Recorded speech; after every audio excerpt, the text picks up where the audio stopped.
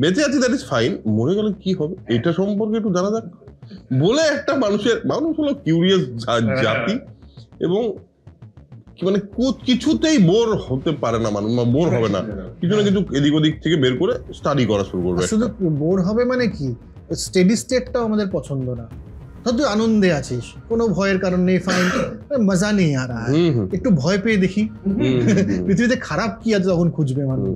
হ্যাঁ না, সবই ভালো, দেখি না কেমন আছো, চলছে জেনারেলি, ভালোই আছি, তবে ভালো আছিস বল, ভালো আছি না না, এটা বলতে তবে বাটটুকু রাখতে হবে আমাদের, বাই চান্সও কিছু ঘটে যেতে পারে। হ্যাঁ, হয়তো আপনার সাথে কথা বলতে আমার মন খারাপ হয়ে গেল, কারণ বোরিং লাইফ হলে পরে তো ডোপামিন কিছু বেরোবে না।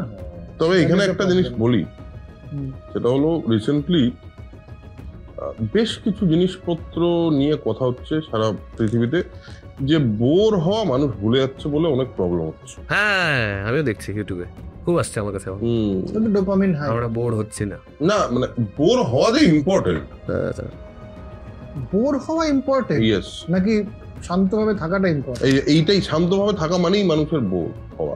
মানে দেখ, ভুল ব্যাখ্যা সংজ্ঞায়িত ভুল করলে পরে কি করা আছে? না না, আমি বলছি তোকে, বোর হওয়া মানুষ, বোর হওয়া কাকে বলে? কাকে বলে বোর হওয়া মানে কি? Nothing to do, nothing to do, right. তো তার মানে কি, বোর হওয়া মানে হলো আমার একটা ডিফল্ট মাইন্ডসেট, ডিফল্ট একটা ব্যাপার আছে, আমার ডিফল্ট সেটিং আছে, যে নাকি কিচ্ছু সেই মুহূর্তে করছে না, সে বসে আছে চুপ করে, এটাকেই তো বোর হওয়া বলে। না কেন, আমার তো বেশ লাগে। এইটাই তো পয়েন্ট। এবার বেশ লাগে না তো বেশি মানুষের, সে ওই স্টেটটাতে পৌঁছতে চায় না।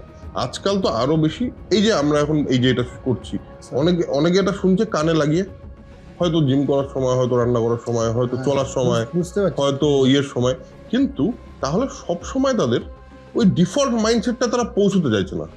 ওই যে ডিফল্ট যে জায়গাটা আমাদের, ওগুলোকে স্টপ করে দেওয়া, যে আমার এই মুহূর্তে, আরে এইটা যদি না হয়, যদি সব সময় আমার ওইটা লাগে, তাহলে কিন্তু খুব ডিফিকাল্ট ব্যাপার। হ্যাঁ, মানে এটা কিন্তু এই কারণেই বলছি যে বোর হওয়াটা ইম্পর্টেন্ট।